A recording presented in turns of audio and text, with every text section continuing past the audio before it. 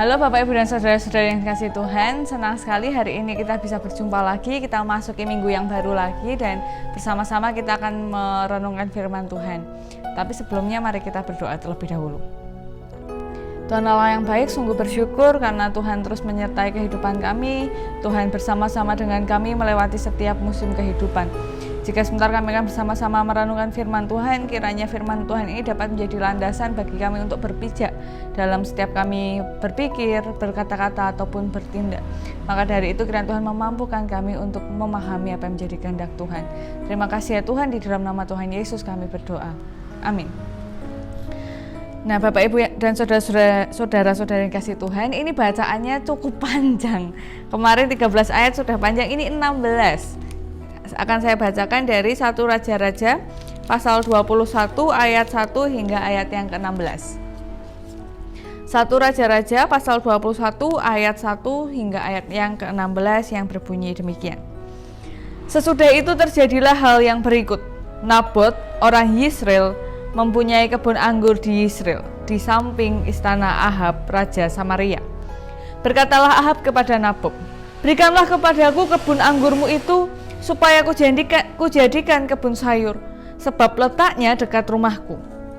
Aku akan memberikan kepadamu kebun anggur yang lebih baik daripada itu sebagai gantinya, dan jikalau engkau lebih suka, aku akan membayar harganya kepadamu dengan uang."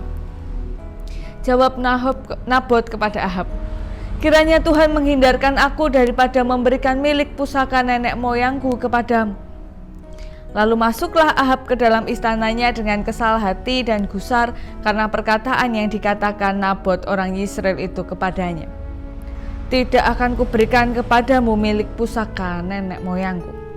Maka berbaringlah ia di tempat tidurnya dan menelungkupkan mukanya dan tidak mau makan. Lalu datanglah Isabel istrinya dan berkata kepadanya, "Apa sebabnya hatimu kesal sehingga engkau tidak mau makan?" Lalu jawabnya kepadanya, "Sebab aku telah berkata kepada Nabot orang Yisrael itu, berikanlah kepadaku kebun anggurmu dengan bayaran uang, atau jika engkau lebih suka, aku akan memberikan kebun anggur kepadamu sebagai gantinya." Tetapi sahutnya, "Tidak akan kuberikan kepadamu kebun anggurku itu." Kata Isabel istrinya kepadanya, "Bukankah engkau sekarang yang memegang kuasa raja atas Israel? Bangunlah, makanlah dan biarlah hatimu gembira. Aku akan memberikan kepadamu kebun anggur Nabot orang Yisrael itu." Kemudian ia menulis surat atas nama Ahab, memeteraikannya dengan meterai raja. Lalu mengirim surat itu kepada tua-tua dan pemuka-pemuka yang diam sekota dengan Nabot. Dalam surat itu ditulis yang demikian, "Maklumkanlah puasa dan suruhlah Nabot duduk paling depan di antara rakyat. Suruh jugalah 2 orang dursila duduk menghadapinya dan mereka harus naik saksi terhadap dia dengan mengatakan, 'Engkau telah mengutuk Allah dan Raja.' Sesudah itu bawalah dia keluar dan lemparilah dia dengan batu sampai mati." Orang-orang sekotanya, yakni tua-tua dan pemuka-pemuka yang diam di kotanya itu, melakukan seperti apa yang diperintahkan Isabel kepada mereka, seperti yang tertulis dalam surat yang dikirimkannya kepada mereka.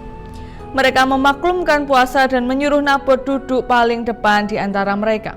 Kemudian datanglah 2 orang, yakni orang-orang dursila itu, lalu duduk menghadapi Nabot. Orang-orang dursila itu naik saksi terhadap Nabot di depan rakyat, katanya, "Nabot itu telah mengutuk Allah dan Raja." Sesudah itu mereka membawa dia keluar kota, lalu melempari dia dengan batu sampai mati. Setelah itu mereka menyuruh orang kepada Isabel mengatakan, "Nabot sudah dilempari sampai mati." Segera sesudah Isabel mendengar bahwa Nabot sudah dilempari sampai mati, berkatalah Isabel kepada Ahab, "Bangunlah, ambillah kebun anggur Nabot orang Yisrael itu menjadi milikmu. Karena Nabot yang menolak memberikannya kepadamu dengan bayaran uang sudah tidak hidup lagi, ia sudah mati." Segera sesudah Ahab mendengar bahwa Nabot sudah mati, ia bangun dan pergi ke kebun anggur Nabot orang Yisrael itu dan mengambil kebun itu menjadi miliknya.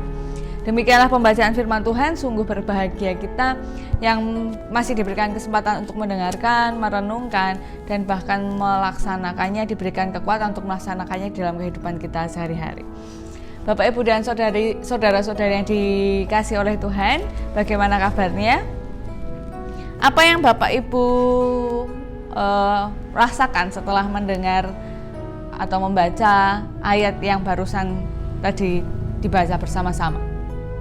Mungkin ada yang berpikir bahwa ya harusnya dikasihin aja lah, daripada repot, daripada berkepanjangan. Kenapa sih si Nabot tidak langsung menyerahkan saja kepada Ahab tanah anggur, wong ya diganti uang, boleh dikasih kebun anggur yang lebih baik, mau ya sudahlah kasih saja. Nah, rupanya apa yang dilakukan oleh Nabot ini bukan hanya karena apa-apa ya, tapi karena memang dalam Taurat boleh dibaca bahwa seseorang itu harus menjaga warisan milik nenek moyangnya atau leluhurnya, jadi nggak boleh. Dan ada paham bahwa ketika menyerahkan warisan kepada raja, berarti keluarga itu akan menyerahkan atau bergantung seutuhnya kepada raja. Itu dari buku tafsir yang saya baca. Jadi Nabot memang punya tanggung jawab, bukan hanya secara pribadi maupun pada keluarga, tapi di hukum Taurat juga dia harus memang menjaga warisan milik leluhurnya. Jadi dia tidak mau menyerahkan kepada Ahab. Apalagi Ahab ini adalah raja yang terkenal melakukan hal yang jahat di hadapan Tuhan. Dan kejahatannya ini bertambah lagi ketika ia menikah dengan istrinya yang bernama Isabel. Jadi kalau dibaca di 1 Raja-Raja 16 ayat 29 sampai 34 itu diceritakan tentang Ahab yang menyembah Baal. Dan bahkan di ayat yang ke-31 dituliskan begini: seakan-akan belum cukup ia hidup dalam dosa-dosa Yerobeam bin Nebat, maka ia mengambil pula Isabel anak Etbaal raja orang Sidon menjadi istrinya, sehingga ia pergi beribadah kepada Baal dan sujud menyembahnya.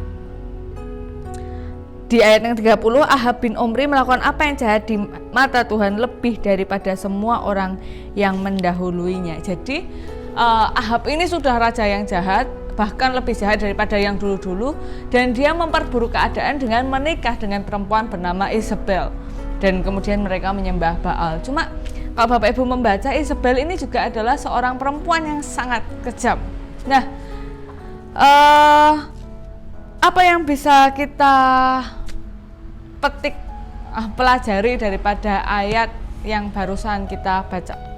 Yang pertama adalah Bapak Ibu sering mendengarkan kata bahwa kepada siapa kita bergaul kita bisa dipengaruhi. Jadi kalau punya anak, jangan temenan lah sama si A, si B, si C itu, nanti kami ikut-ikutan nakal. Itu memang adalah salah satu kemungkinan yang terjadi. Jadi Bapak Ibu punya anak-anak yang baik, tapi kemudian bergabung dengan anak-anak yang suka melakukan pemberontakan atau rebelling bahasa Inggrisnya dan lain-lain, lalu anak-anaknya Bapak Ibu juga ikut-ikutan melakukan tindakan seperti yang dilakukan oleh teman-temannya. Itu ada kemungkinan. Tapi ada kemungkinan lain bahwa kadang anak-anak itu berkumpul, orang-orang itu berkumpul itu dengan orang yang mirip dengan dirinya. Jadi sekumpulan itu, misalnya sekumpulan itu, coba kalau Bapak Ibu jadi guru mungkin bisa memperhatikan ya. Satu komplotan itu kalau ada anak yang suka bolos, kemungkinan itu satu kelompokan itu semuanya suka membolos.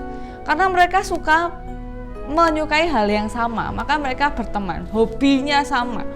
Atau mungkin Bapak Ibu yang punya teman atau punya tetangga, ibu itu sukanya gosip, coba lihat, ibu itu bergaulnya sama siapa?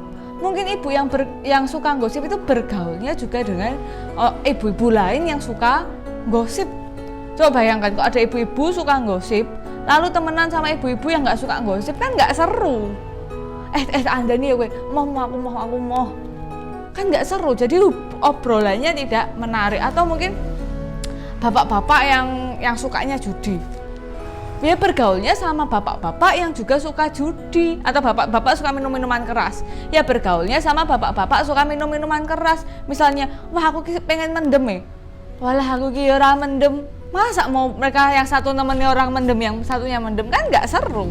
Tapi kalau bisa minum bareng-bareng kan lebih gayeng. Nah, Kadang-kala memang ada dua kemungkinan. Yang pertama dipengaruhi oleh lingkungan, atau yang kedua memang seirama dengan lingkungannya. Nah, Ahab dan Isabel ini sama, yang satu jahat ketemu orang jahat, maka menjadi komplotan penjahat yang luar biasa jahatnya. Bahkan gara-gara kepengen punya kebun anggur sampai dibunuh loh. Dibunuhnya itu juga tidak mudah, tapi dipermalukan dulu, difitnah seakan-akan orang yang orang yang begitu jahat, akhirnya dibunuhnya juga dengan teraniaya. Nah, kalau begitu yang bisa kita pelajari pertama-tama, mari kita melihat siapa diri kita ini berdasar orang-orang yang ada di sekeliling kita. Kita ngelihat bahwa ya ampun kayak jebule wong ngene-ngene kayak ngono-ngono kayak, tapi ternyata kita itu ada di lingkungan mereka, tinggal bersama mereka, dekat dengan mereka, dan sama dengan mereka tanpa kita sadari.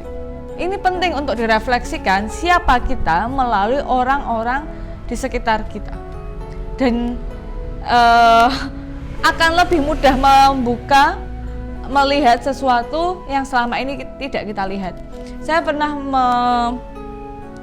membaca bahwa satu-satunya orang yang tidak bisa melihat wajah kita secara langsung adalah diri kita sendiri.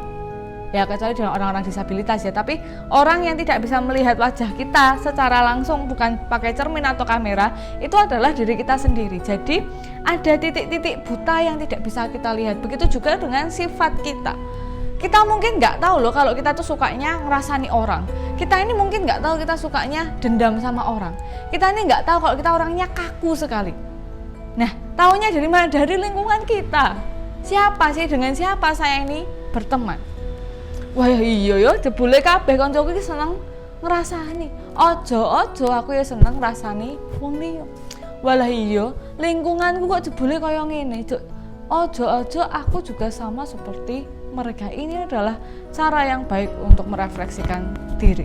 Lalu yang kedua, yang menjadi pertanyaan bersama-sama adalah kenapa Tuhan membiarkan ini semua terjadi, dan di mana Tuhan berada ketika Nabot menghadapi Ahab dan Isabel. Nah, kalau Bapak Ibu membaca di ayat-ayat berikutnya yang besok akan dibaca, kita lihat bahwa ketika Tuhan itu tidak melakukan apa-apa, tampaknya itu bukan berarti Tuhan itu tidak peduli atau nggak tahu. Oh, ya ampun luput enggak. Tapi Tuhan itu pasti punya rencana di balik itu semua.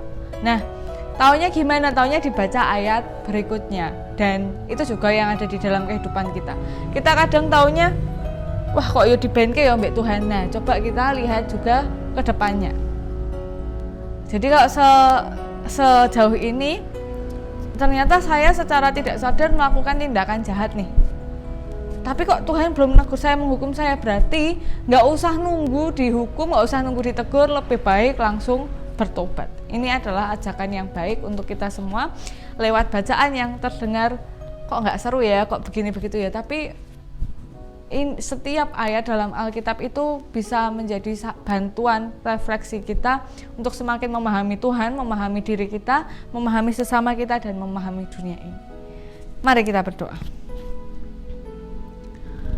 Sungguh Tuhan menyadari keterbatasan kami tahu bahwa kami bahkan tidak mengenal diri kami sendiri secara sempurna, apalagi mengenali Tuhan, sesama, dan alam semesta ini. Maka kiranya Tuhan menolong kami yang terbatas ini untuk terus merefleksikan diri, untuk semakin mengenali diri, mengenali Tuhan, mengenali sesama kami dan alam semesta ini, supaya dalam setiap pikiran, perkataan, dan perbuatan kami tidak menyimpang dari apa yang menjadi kehendak Tuhan, dan semuanya hanya untuk kemuliaan nama Tuhan. Seluruh kehidupan kami serahkan ke dalam tangan kuasa Tuhan Yesus yang selalu memegang tangan kami dimanapun kami berada. Haleluya, amin. Ya, demikian yang dapat saya sampaikan. Mungkin kita memang belum bisa bertemu seperti dulu lagi, apalagi sekarang PSBB-nya di daerah DIY masih diperpanjang. Tetapi mari kita tetap bertekun bersama-sama, kita berefleksi bersama-sama. Selamat beraktivitas, Tuhan memberkati kita semua. Sampai jumpa.